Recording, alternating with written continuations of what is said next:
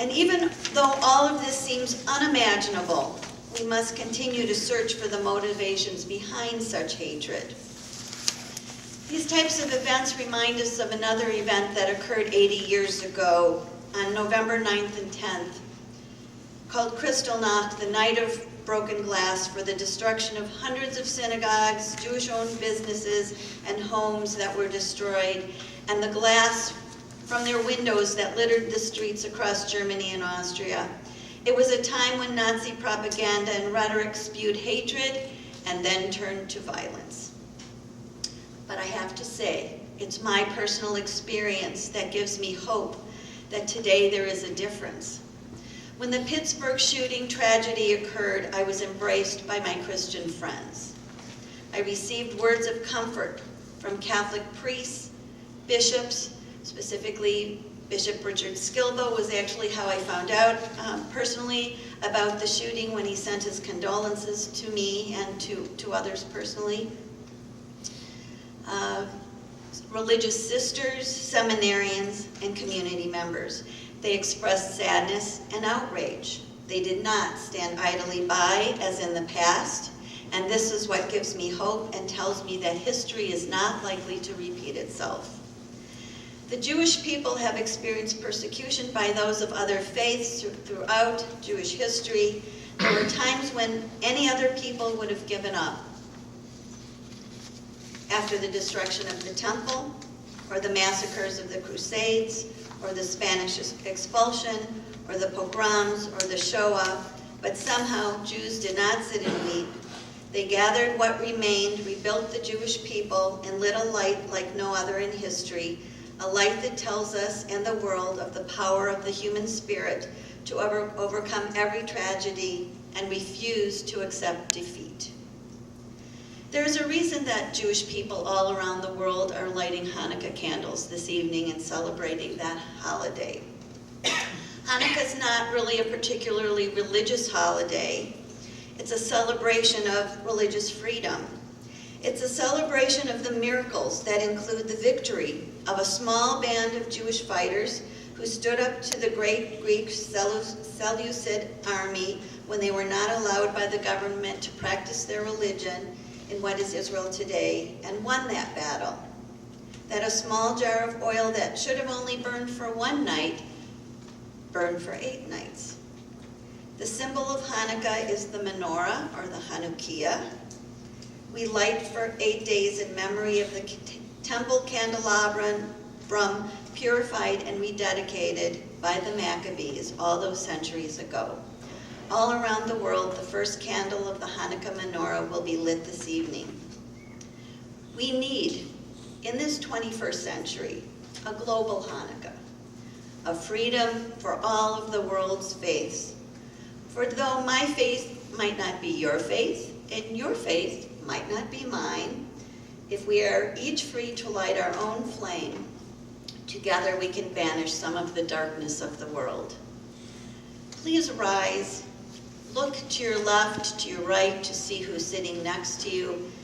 We're going to light the first Hanukkah candle. Normally we would do it at sundown, but since we're all gathered today, I thought it would be nice if we do it together now. And those of you who know, or if you would like to, and you have the sheet that has the Hanukkah blessings on your seat, join me in the Hanukkah blessing.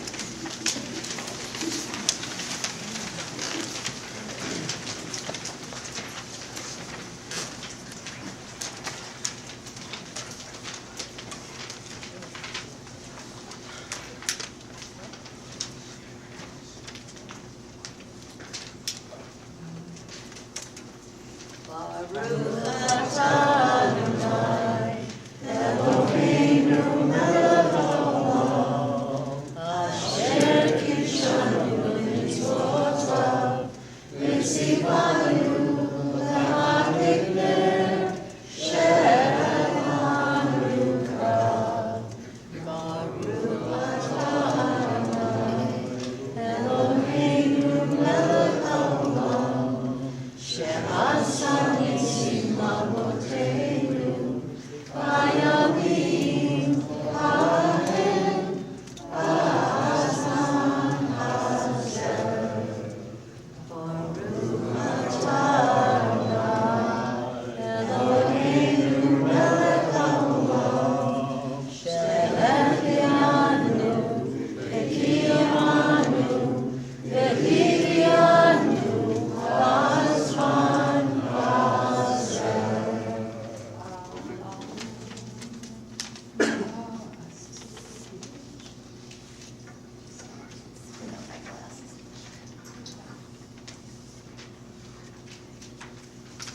Brothers and sisters, we can curse the darkness, or we can light a light, and a little light drives out much darkness. May we all join together so that our light will continue to light up the world.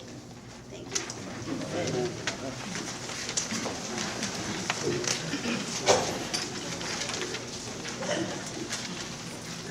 The Lux Center for Catholic Jewish Studies was established here at Sacred Heart to be able to teach those future Catholic priests, those studying here at the seminary, to be able to go out and know a little bit about people from different faiths, to be able to know about the Jewish roots of their Christianity, and also how to engage in interreligious dialogue.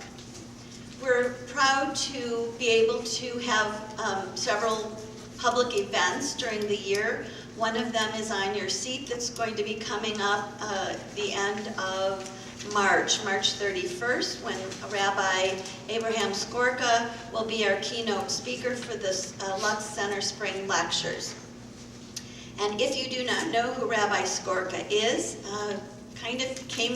his claim to fame is being a good friend of Pope Francis. They both worked together in Buenos Aires, and they wrote a book together on heaven and earth. So we hope you'll join us for that and other events that you will be hearing about. If you aren't on the Lux Center mailing list, there is a list. The lovely lady with the glasses waving at you has some forms that you can give us your contact information to make sure you get information about all the other public events from the Lux Center. And I'm now very pleased to introduce to you Dr. Timothy Crain. How many of you have heard Dr. Crain speak before? You might wonder why there are so many people here raising their hand that have heard him before and they're back again. There is a reason. He is, actually he's one of our own in that he's born and raised in the Milwaukee area. You graduated from Pius High School, correct? Pius Hope, absolutely. And he also has, he is an outstanding lecturer. That's why people come back, because they love to hear him speak. They know they're going to learn something, and they know that they're going to come away with something they didn't know before. So today, Dr. Crain is the director of the National Catholic Center for Holocaust Education and an assistant professor of history at Seton Hill University in Pennsylvania, which is, I'm sure he's going to mention maybe his closeness to the Pittsburgh Tree of Life Synagogue and the tragedy that happened there also. He received a PhD in Modern Europe and Modern Jewish History at Arizona State University after completing a BA and MA from Marquette University. His areas of specialization include Modern Jewish History, Comparative Religious History, Modern Europe, and the Modern Middle East. He has received numerous distinguished teaching awards from the University of Wisconsin system. He was at UWM for many, many years, and also at Marquette University. And so I'm so very pleased to present my friend and colleague, Dr. Tim Crain.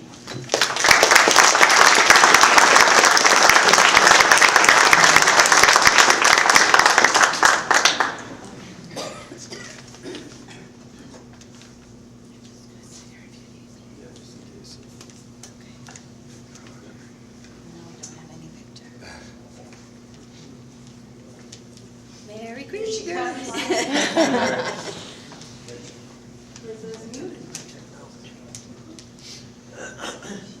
We're not getting any video here.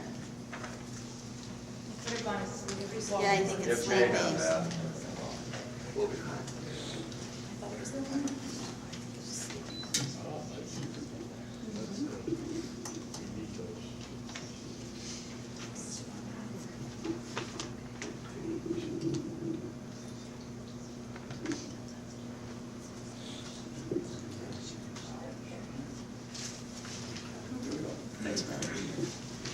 Good afternoon. and thank you so very, very much for being here. It's a tremendous honor to be back. In fact, it wasn't too long ago, actually, I was here at Sacred Heart. Father John Polakowski, he's the head of our National Advisory Board at Seton Hill University at the National Catholic Center for Holocaust Education. He was honored here at Sacred Heart for his work in terms of interfaith relations, and I was in Milwaukee at the time as well, and I was tremendously honored to be here that evening honoring Father John. But it's great, as Bonnie also made reference to it, as well as I'm in Milwaukee, and it's always wonderful to be back in southeastern Wisconsin. I see a number of familiar faces from the Jewish community as well as the Catholic community, Protestant community as well, and it's really an honor to be with you here for this afternoon's presentation. And what I'd like to do here in terms of looking at the legacy of Catholic-Jewish relations is to look in essence at this 2,000-year relationship. And we're going to do this in more of like a thumbnail sketch, obviously. Talk for about an hour roughly, and then open the floor for any questions you have. But by the same end, we're going to look too regarding the past 50 years and the transition, the transformation that in fact takes place between these two sister religions. And not even just the framework of Jewish Catholic religions, but also Jewish Christian religions as well. It's a sense in terms of growing up in Milwaukee. I also attended Mother of Good Counsel grade school on 68th in Lisbon. And I can remember it very, very well in the 1970s. We learned a great deal about the Holocaust. This was post-Vatican II. And by the same end, the Salvatorian sisters taught us a great deal. And we would say, "Sister, we don't understand how did this happen." We'd see films on the liberation of concentration camps, etc., and the horrors of it all. And I can remember the sisters telling us, well, it shows here, boys and girls, the dangers of intolerance.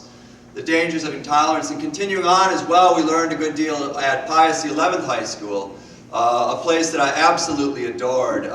Tremendously significant impact on my life, those very formative years. But at that stage, by the same end, just like in the early years in my primary schooling, we learned about the Holocaust, but it was more of a framework of 1933 to 45. It was more of a sense here of a case of the Nazis. It wasn't even like that, they were Germans. It's more of a situation of the Nazis arrived in 1933 in Germany. They hated the Jews.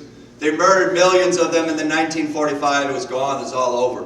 We needed to learn the legacy of it. Well, then continuing on at Marquette University, the Jesuit fathers, we went all the way back. All the way back to the origins here of anti-Judaism. Back in the framework of Christianity and the very start here of the sister faith of Christianity, coming forth from Judaism. And it was a real eye-opening experience looking back here in the 1980s at this time period in my life. And as a Roman Catholic, I became very, very interested in Jewish history because it did not make any sense what happened to the Jews here in the backdrop of the Second World War, where nearly 6 million of them were ruthlessly slaughtered by a supposedly civilized and cultured nation, the nation of Germany. But here, at this time, looking back, I became all the more interested, all the more obsessed. And to be perfectly frank, in the present day, I'm more confused by it than ever. It should not have happened. Obviously, it did. And it is imperative here, obviously, to learn from this terrible, terrible event, along with countless other events, of these examples of man's inhumanity to his fellow man, so that indeed it never happens again. Well, to formally begin today, what I'd like to do is to go all the way back here to the birth of human history. Back around 3200, the calendar that I'm going to be referring to will be BCE, or before Common Era, and CE Common Era, okay? And in this sense, which is basically the Western calendar, obviously, in the present day. But what we have here in the origins of human history, history begins with the written word. And we find it in ancient Mesopotamia in the historic land of the Sumerian world. And it would be here coming forth from the Sumerian world, or Sumerian civilization, around 1900 before Common Era, that we have this historic figure who is the great patriarch, who becomes ultimately the great patriarch of the Jewish people, the great patriarch of the Jews, Abraham. Abraham, the great patriarch of the Jews, he is also the great patriarch of the Christians, the great patriarch as well of the Muslims. So we all agree, in essence, he's kind of like this interfaith superstar, so to speak, Abraham. We all agree on Abraham. Well, you have here this sense of this gift of this ancient civilization, Hebrew civilization, or what is more commonly known as well, or I should say as commonly known, the Israelites, as they refer to themselves as. What you have here with this ancient civilization is the gift of monotheism. There's but one God and one God only. Now, over the course of history, especially in the ancient world, polytheism, more than one God, very, very common. Countless gods and goddesses. You could have hundreds. You could have 7 or 8. You could have 2. Well, you have more than one, of course. You have a polytheistic civilization. Well, this is what sets here Hebrew civilization apart, this ancient civilization. Well, what happens as we move on in the national history of the Hebrews is ultimately they get too close to this very prominent civilization that's living off, cut off directly from the problems of the ancient Mesopotamian world, the Assyrians, the Babylonians, the Hittites, here off in the ancient world. That's very, very warlike, continual chaos, etc. Well, for the Egyptians, it's different. Now, when we think from a Judeo-Christian perspective of ancient Egypt, we certainly don't think of anything overly positive, especially if we're looking at the Hebrew Bible or the what the Christians would refer to as the Old Testament, what Muslims would call the book. In this sense, though, the reality is that the Egyptians were indeed, they had slaves, but not all that often. And for the most part, they were free of famine. There are obvious exceptions to that. But what happens here in the history of the Hebrews is they get too close to the Egyptian world, and the Egyptians are going to reach out centuries later and enslave them, formally enslave them. Now, here, in the course of this thumbnail sketch of Hebrew civilization, there emerges this historic figure, who every time I think of Moses, who of course is very prominent in the 3 sister religions, every time I think of Moses, I think of Charlton Heston. Looking very charismatic, somebody didn't want to mess with, etc., etc. He's there, he has that presence, that aura. Well, what we find from Moses, of course, his life is nicely divided into 3. Divided here formally into 3 distinct sections. The first 40 years, the next 40 years, and the third 40 years. And you have with this person, born, his entire life is filled with tremendous irony, because he is born into slavery here as an Israelite, yet he will become this Prince of Egypt. He becomes this very, very prominent individual who eventually has to flee historic Egypt, which then transitions over into the second 40 years. In the Jewish tradition, it's a phrase that's sometimes used of, may you live a life of Moses. He lived to be 120. So it's a long, long life indeed. Well, Moses is, of course, going to encounter this burning bush, which is going to be the voice here of God, telling him to go back and to rescue the Israelites from the bondage of slavery, and to lead them in essence to the promised land. Well, ultimately, Moses is going to do this. He's going to do this. We're very familiar with the plagues, so on and so forth. And what happens is Moses will ultimately, they wander around the desert for the final 40 years, something you could walk actually in a couple of days if you're walking from Egypt to what was the promised land, or the nation of Israel, the present. Yet it's a 40-year excursion here off in the desert. And he will lead here the Hebrews or the Israelites to the promised land. He will not be allowed to formally enter the promised land. And it's the end of Moses' life. Well, what we see this gift coming from this civilization is a gift of the Bible. Now, the Bible's not written. I'm a historian, not a theologian. We're going to be looking at this today over the course of a historical lens. And the Bible's not written for the historian. It's written here for the theologian, and it's basically a description of God's covenant with his people, his chosen people. Well, we also have here coming forth in the Bible the 10 Commandments. Because back in the ancient world is a question of what do the gods and goddesses expect? No one was exactly clear. What God demands here was ethical conduct. This is crystal clear, and you have this coming forth from the 10 Commandments. Well, from the standpoint of the Hebrew Bible, or the Old Testament, it's actually, in terms of its authorship, goes from around 1000 down to about 200 before Common Era. And you have this civilization that actually is very vulnerable. I would say as a historian, what should have happened here to Hebrew civilization is they should have been assimilated into a larger, more prominent civilization. That does not take place. And the reason I'm saying that is because for the most part, it's a civilization that's fairly small. And adding to this is the fact that when it gets into this region, into the Promised Land, it's difficult to struggle here into the Promised Land. With the Philistines as well as the Canaanites, ultimately they succeed, reaching their apex during the reigns of David and Solomon. But in the years that follow, it wasn't going to be easy. For the Hebrews themselves, the Israelites, are not going to get along. The kingdom here ends up being split up into a northern kingdom, Israel, and a southern kingdom, Judah. And in 722 before Common Era, the mighty Assyrians are going to descend across the northern kingdom here, the kingdom of Israel, and completely level it. The 10 lost tribes will be gone for forevermore. This is literally one half of Hebrew civilization forever gone.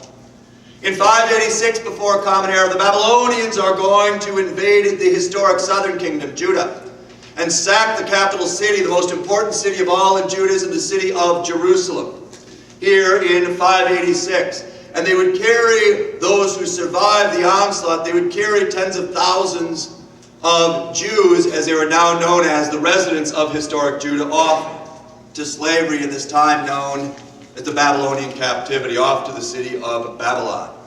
Well, ultimately the Jews will be released when the Persians defeat the Babylonians, but they come back and there's a sense here of vulnerability, obviously. You see with the Egyptians, the Assyrians, then the Babylonians. And there's a hope that the situation will in fact improve. Unfortunately here, for this civilization that militarily is very weak, by the same end politically has more than its share of issues, there emerges on the horizon yet another prominent civilization, the Romans. And Roman civilization will dominate. It will dominate the globe, the ancient world, from 200 before Common Era all the way until 476 in the Common Era, reducing for all intents and purposes this Mediterranean Sea, this centerpiece for the cradle of civilization, to a Roman lake by the time we get to about 100 before Common Era. Well, here the Romans are also going to be heavily influenced in terms of, is there a religious meaning to life? For the Romans, the answer would be a resounding yes. They are a polytheistic civilization, no surprise there. Polytheism was very prominent here, as I made reference to at the outset. And the Romans will adopt, the Romans here will take on all these old Greek gods and goddesses, as Greek civilization was prominent from 800 to about 300 before Common Era. And they will embrace all of them, whether it was Zeus, Hera, Poseidon, Ares, Aphrodite, the goddess of love, Dionysus, the god of wine and vegetation, Apollo, and give them here Roman-sounding names. Jupiter, Juno, Neptune, the god of war. For the Greek tradition would be Ares. In the Roman tradition it would be Mars. The goddess of love is Venus, and onwards. And for here, this large civilization, it is tied, embracing here polytheism, what ultimately will be known centuries later, referred to as paganism. Well, here, for this ancient civilization, the Romans, for their first 200 years, it's pretty much blood and iron, almost like Otto von Bismarck here, unifying historic Germany from 1863 to 1871. Very aggressive, very militaristic civilization. They will destroy the great rival of them all, the Carthaginians, in a series of what were known as the Punic Wars. And by 146 before Common Era, historic Carthage ceases to exist. This Roman war machine, as it's unifying or pulling together this domination of the entire peninsula, will continue onwards into what had been historic Greek civilization and the Hellenistic world, all the way on, almost completing the circle when it gets to Syria. But by the time the Romans arrive in Syria, they don't need this large slave population, because what they're doing is they're enslaving virtually all of these civilizations that they're destroying. Absolutely nasty, 100%. Now they've got a slave population, the largest in all of human history, estimated to be more than 50% of the residents of the Roman Empire. So when they get to Syria, they're simply going to allow for Syria, they're going to keep it under close eye, but by the same end, they're going to allow for Syria to not be enslaved. The same will be the case when they come to the homeland here of the Jewish people. The the one-time promised land, what the Jews refer to as Judah or Judea, what the Romans will refer to as Palestina, and they will not enslave this area either, nor will that be the case with Egypt. They will allow for Egypt also to have some resemblance here of freedom from slavery. Well, for the Roman Empire, when we get through the reign of Julius Caesar and we enter here the reign of the new emperor Augustus Caesar, the Roman Empire is set to endure this tremendous shift. In 31 before Common Era, at the Battle of Actium, Augustus Caesar defeats the combined forces here who are out to overthrow him of Mark Antony and Cleopatra. And here, in 31 before Common Era, the Roman Empire is now going to experience, here, right on across the board, this sense of stability, this sense here of unity, this sense of not a fear any longer of slave revolts. And one of the major things that the Romans did, to be sure that there would be no slave revolts, to fight fire with fire, because there was, going back to 131 before Common Era in Sicily, a major slave revolt. Spartacus, from 73 to 71 before Common Era, led a second major slave revolt. And what they did to send word here throughout the empire is that if you would rise up against Roman authority, you would be crushed in the classic form of Roman execution, crucifixion. Now, in the Roman world, when you were crucified, seldomly were you nailed to the cross. You could be nailed to the cross. More often than not, you were tied. You were tied. And these followers of Spartacus, to give you an example, in 71 before Common Era, this 150-mile road from Rome all the way to Capua, they would have these crucifixes, these crosses, one right after the other, all the way down. 6,000 of these slaves are going to be crucified for having joined behind Spartacus by Roman authority. And you'd hang here in the hot summer sun, and just as you were about to die a few days later from thirst, the Roman legions would come by with a huge baseball bat equivalency and they would shatter your legs. Now, when this would happen, you could no longer support your internal organs and you would slowly here suffocate. It was horrible, absolutely gruesome, vintage way for the Romans to deal with this insurrection, or these people. Well, ironically enough, going hand in hand with the decline of the problems of powers rising up against the Roman Emperor, Mark Antony and Cleopatra would be the final state. You will also see here slave uprisings going into a decline. It enters into this time period of the Pax Romana, or Roman peace. And from 31 before Common Era all the way through the reign of the end of the reign, or I should say the start of the reign of Marcus Aurelius, in 180 in the Common Era, for over 200 years, the Roman Empire will be formally at peace. Well, it was time for the Romans to focus on what they did best: engineering, superb engineers, bridge building, road building. You travel around a lot of the roads of the Mediterranean in the present day. Whether you're in North Africa or the Middle East or Southern Europe, they were originally, in the vast majority of cases, Roman roads that were plowed over and done, repaired a number of times, but still in operation. Take, for example, here not just the roads, but also the bridges, the Pont de Gare in present-day Europe. A bridge, for us Milwaukeeans, as I was describing a few days later here in Milwaukee in a lecture, a bridge built by the Romans over 2,000 years ago that is still in operation in the present day. Here in Milwaukee, we have the Hone Bridge. I can remember as a kid in the 1970s, and it was like the bridge to nowhere. It was like halfway there for a good couple of 7 years or so. And I said to my dad, "Dad, what's up with that bridge?" He said, "Oh, Tim, someday they'll finish it. Might take a few more decades or so." So what happens? What happens? The Hone Bridge gets finished, and then it collapses. Right? Wow, the Romans somewhere would be laughing about that, and for good reason. We deserve it here in Milwaukee. Well, there's peace, there's stability across the entire empire here for the Romans, across the entire empire. The Pax Romana, it's going to last for over 200 years. It's like an about-face from violence, and this guttural violence across the board, massive slave population, crucifixions going on everywhere. But the one issue here for the Romans with peace and prosperity, the thorn in the side of Augustus Caesar, the emperor following his victory at Actium in 31 before Common Era, the Jews. The Jews. The Jews here in Judea, as the Romans also referred to it as Palestina, are not happy. They're not happy. They're dominated by the Romans. They are dominated here by the Romans, but they want their independence. Augustus Caesar is going to go so far as to put a Roman polytheist, Herod the Great, in charge of this historic region, especially here overseeing everything in the city of Jerusalem, because there's a hotbed of problems, a hotbed of unhappy Jews here around 10 before Common Era and onwards. And as far as the Romans were concerned, Herod the Great, who's worshiping Jupiter and Juno, so on and so forth, a Roman polytheist, a puppet king through and through, he's going to set off on this beatification process. Public works, roads and bridges. He is going to rebuild the Jewish temple that had been destroyed by the Babylonians all the way back in 586 before Common Era. The temple that is built here for the Jews, for their one God and one God only, this monotheistic people living in a polytheistic world, this is extraordinary. It was considered to be one of the greatest structures in the entire Roman Empire, rivaling even that of the Colosseum here in its heyday, or what things looked like way back. Unreal.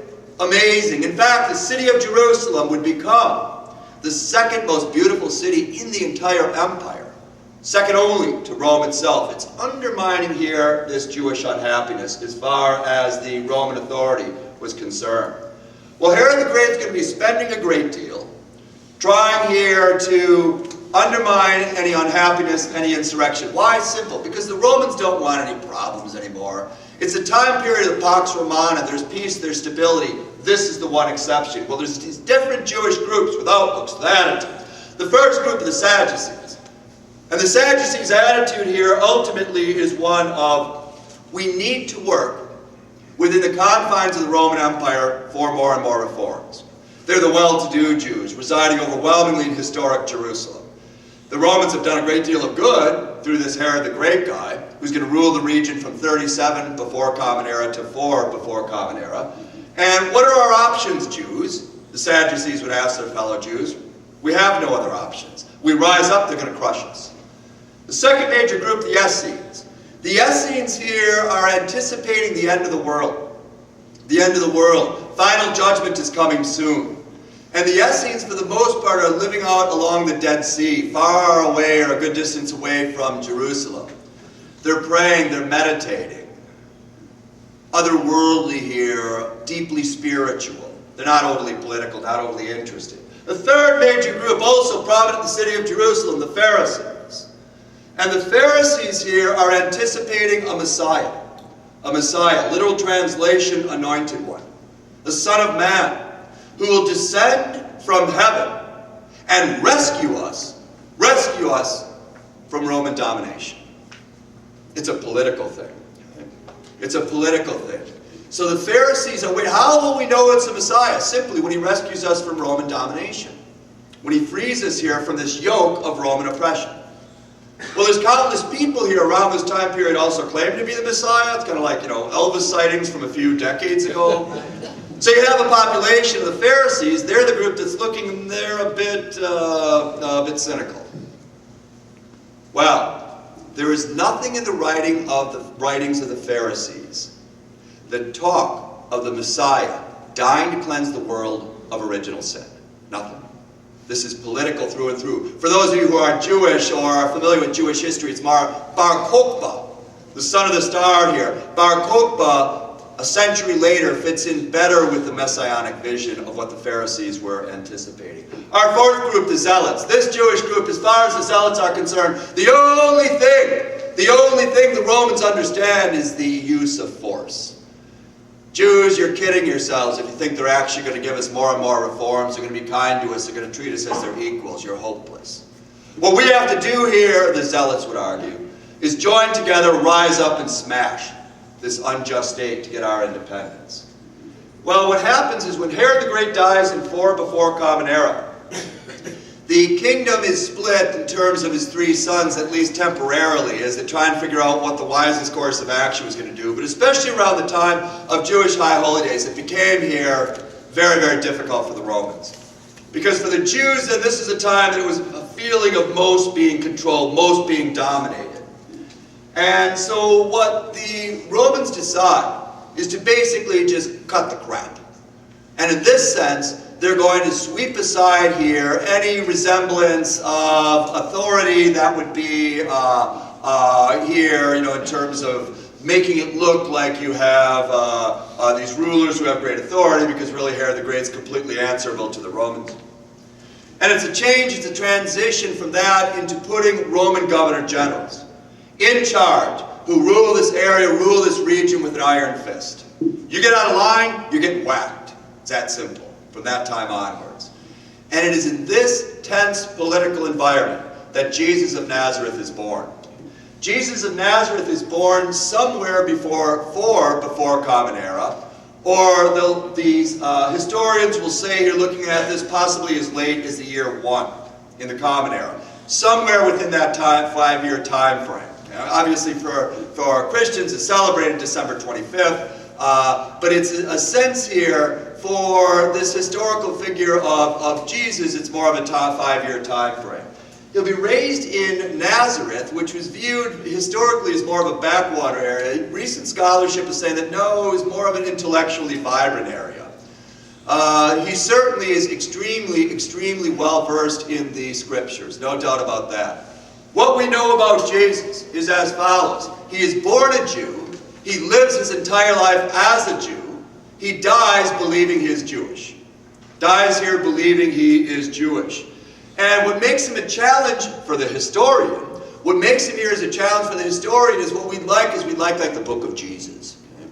I was born in a stable in Bethlehem in the year so-and-so. Okay? We don't have that. But we know a great deal about him. Like, for example, in ancient Greek civilization, we know a tremendous amount about the philosopher Socrates, who lived hundreds of years before Jesus. And he didn't write anything down either, but we still know a good deal about him.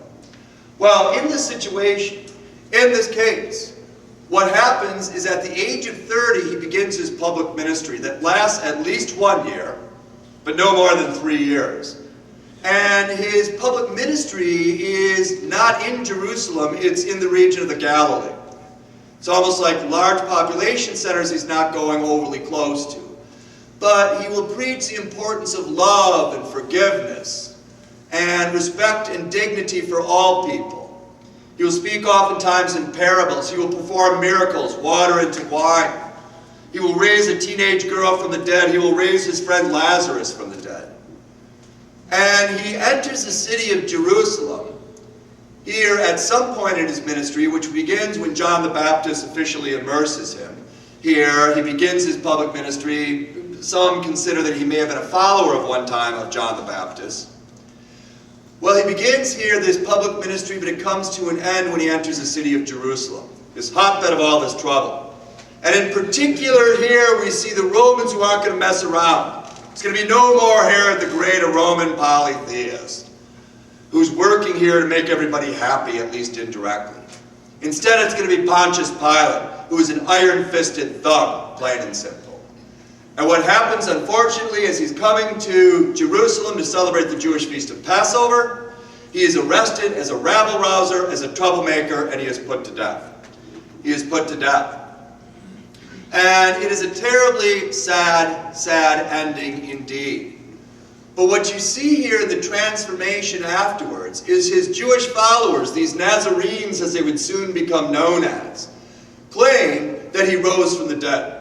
He rose here from the dead after 3 days. They were with him. They saw here the wounds of the cross as he was nailed to the cross, etc.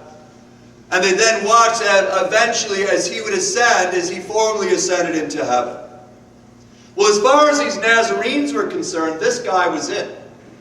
This guy was it, 100%. He was the Messiah. But the only group that was really looking for the Messiah were the Pharisees, and in fairness, from the Pharisaic perspective, he didn't do what the Messiah was supposed to do. This Jesus guy that you're talking about is out of the picture, and we're still dominated by the Romans. We're still under this yoke of Roman oppression. The Nazarene attitude was, this is bigger, this is much bigger here than simple being free from Roman authority. Well, as the years progressed, for these Nazarenes, the question became one. the question here became one of, how do we see ourselves? Are we still Jews? Do we represent the finished product of Judaism? How does all of this work? And we see the second most important person emerging here in the history of Christianity, Saul of Tarsus, eventually commonly known as Paul of Tarsus, St. Paul. And from this standpoint, he was actually here part of the Roman army for some time. His father was a Roman citizen, which is very atypical. He's Jewish. But he experiences this religious this conversion on the road to Damascus. And he is going to basically be responsible for dividing the two, because as far as the two sister faiths of Judaism and Christianity, because as far as he is concerned here, we're working to try and convert the mass numbers of Jews to our Nazarene tradition, to the Christian tradition, and we're not having a lot of success. And this message is bigger. It's for the Gentiles, for the non-Jews. Spread the good news out to the pagans across the entire Roman Empire. He becomes this tireless missionary. And everywhere he goes, then he'll follow up with the letters. You have all these letters, Paul to the Romans, Paul to the Corinthians, Paul to Timothy, Paul to the Ephesians, on and on and on. Join here with the Gospels. The first Gospel written, the Gospel of Mark, probably somewhere around the year 60, somewhere between 60 and 70 in the Common Era. The Gospel of Matthew is written exclusively for a Jewish audience. The Gospel here telling the life and times of Luke, of Jesus. Luke's Gospel, considered to be the best written of the four, is written for a Roman audience. You have the final Gospel, not the non-synoptic, the symbolic Gospel, the Gospel of John here, written somewhere around 100 in the Common Era. Well, this would take here the foundation of the New Testament. And in the years that followed, Christianity would go out and continue to try and convert here the masses to this religious faith. It becomes a this perfection of Judaism, finished product of Judaism. It becomes here this proselytizing movement that, to be perfectly frank, doesn't have all that great of success. At least not for the first couple of centuries. When we get to the year 300 in the Common Era, it was estimated that of the entire Roman Empire, about 2% of the Roman Empire was Christian. 2%. The Jews, from their historic promised land, what the Christians are referring to as the Holy Land, are in fact here formally expelled, following a zealot uprising here in the first century. Leads to the diaspora, the scattering. Jewish faith will continue in this diaspora, but it makes it here even more difficult, all the more of a challenge. Well, finally, everything changes for Christianity. And everything changes for Christianity in the year 312 when the Roman Emperor Constantine formally converts to Christianity. His mother Helen was a Christian, and he is involved here in a power struggle back in Rome, and he knows that he has to take up arms to try and preserve his leadership, his emperorship. And it's going to be a fight at the Battle of Milvian Bridge. Well, the day before the fight, the day before this battle, if he loses, he knows he's going to be killed, the Emperor Constantine, in the year 312. He looks in the sky and he sees this cross floating, which he knows, of course, to be the symbol of Christianity. And he sees a banner on it that says, "Conquer with this." He sees it as a sign from God, and he promises God, if I win tomorrow at Milvian Bridge, I will convert to Christianity. Well, he wins. He wins. And he converts, possibly not until his deathbed in 337, but he does convert. Well, for the Emperor Constantine, what makes him here so significant is that he is going to be financing monasteries, church building across the entire empire. And if you wanted to get in good with the emperor in Rome, you too should become a Christian. This was awesome for Christianity. Oftentimes referred to it in the classroom over the years, it's kind of like being an NBA owner and your team is just down on its luck 100%. But you're a lottery pick, and you get the first pick, and it's Michael Jordan. It has a huge effect. The only thing worse in life, not getting what you want, the saying goes, is getting exactly what you want. And Christianity now, suddenly, is going to take on here in the 4th century a life of its own. You can see in terms of Christianized areas, By 325, shaded here formerly in orange throughout the historic Roman Empire. Additional Christianized areas by 600 as they will be added. As it takes on this extraordinary force, takes on this tremendous, tremendous movement. The problem here is that inherent with this, and going back to some of the gospel accounts, the Jews are not put in a very positive light. You see, for example, Pontius Pilate, who's trying to reason with this angry Jewish mob that's yelling regarding Jesus, "Crucify him, crucify him." Pontius Pilate, who was a thug, plain and simple, suddenly looks like Rebecca of Donnybrook Farm, saying, "I can see nothing wrong with this man." And then he goes and symbolically washes his hands and hands Jesus over to them to be crucified. Them giving the impression that it's the Jews. If the Jews were going to kill Jesus, he would have been stoned. He wouldn't have been crucified. Stereotypical Roman form of execution. These diatribes, these playbacks, time and time again, the children of light, the Christians, the children of darkness, the Jews. Written here by Jews, by these Nazarenes. And there's this undertow of anger that the mass conversion did not take place. Well, unfortunately, it is going to be these writings that will be used by some here to display open hostility towards the Jews. And when the Roman Empire falls effectively in 476 in the Common Era, Christianity takes on a life of its own. Christianity is going to be the one massive institution, very, very successful, very prominent across historic Europe, even after the fall of the Roman Empire and onwards into the early Middle Ages. Well, from the standpoint, if you're a Jew, whether you were living across North Africa or you were living here in the Middle East, the majority, they made up about 1% of the population living in historic Europe, now entering the Middle Ages. The problem here, if you were a Jew, was in the springtime, getting through Easter.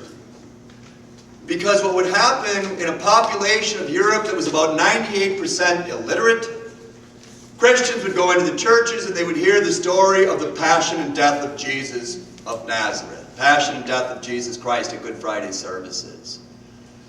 And certainly this wasn't good. It doesn't put the Jews in an overwhelmingly positive light. So for many of these Christian masses, Jews were most apt to be attacked in historic Europe here in the early Middle Ages. Attacked as Christ killers. What does it mean to be a Christ killer? A murderer of God.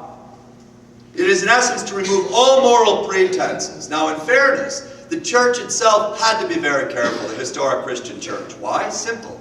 Because the foundation of Christianity rested here on the Old Testament, on the Hebrew Bible. It's the foundation of the faith.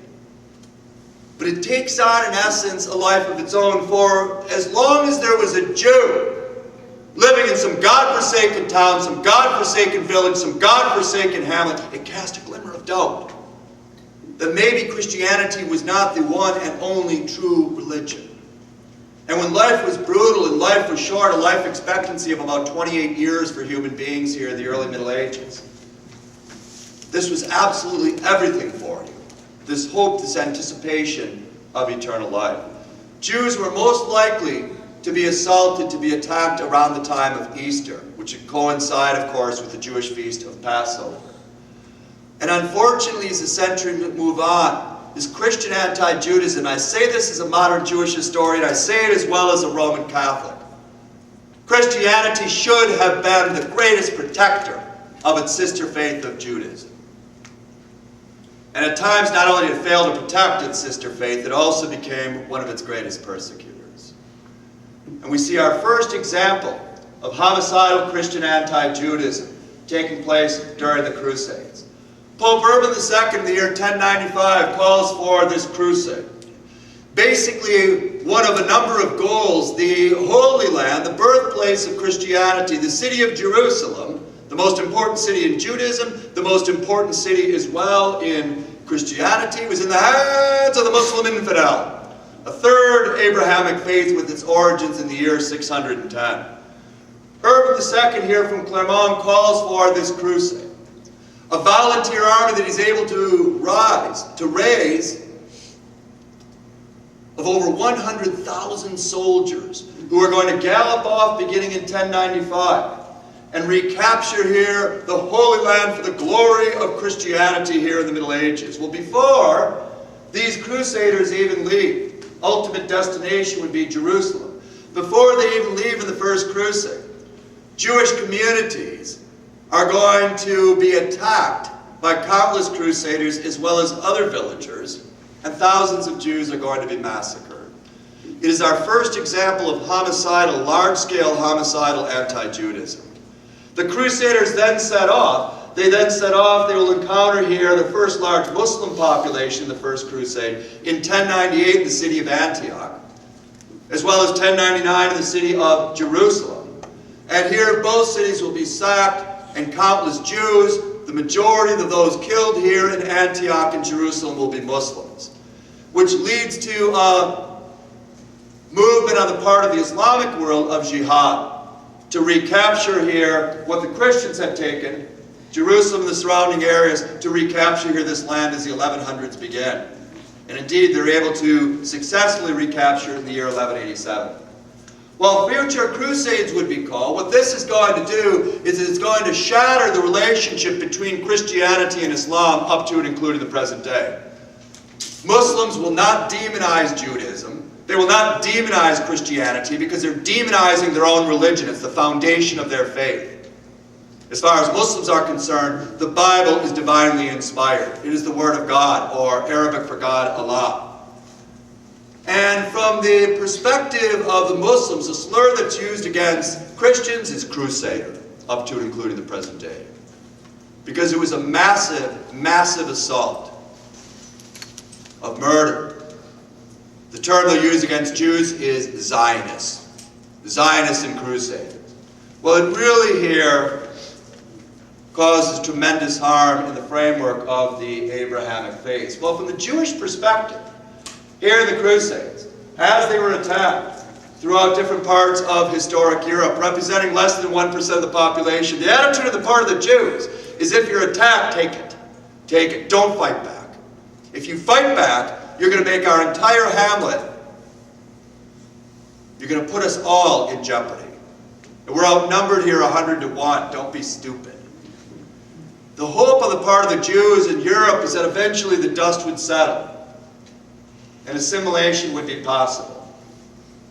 Well, the Jews would still be routinely viewed as these Christ killers with no morals whatsoever, and the longest hatred, as it's oftentimes known, continues. In 1347, the Black Death takes place.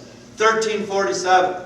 And in 1347, in the few years that followed, nearly 50% of the population of Europe is going to die from this terrible effect. The most common was the bubonic plague, but also you had the pneumonic, the septicemic. And as far as Christians were concerned, why is this happening? People are falling dead all over the place here. Why is this happening? Well, first the belief was that God is punishing us because we are a sinful and wicked people. But by 1349, as they're praying and doing penance, the death toll continues to skyrocket. Christians, therefore, across Europe believe something more deviant, more sinister is at work, the Jew.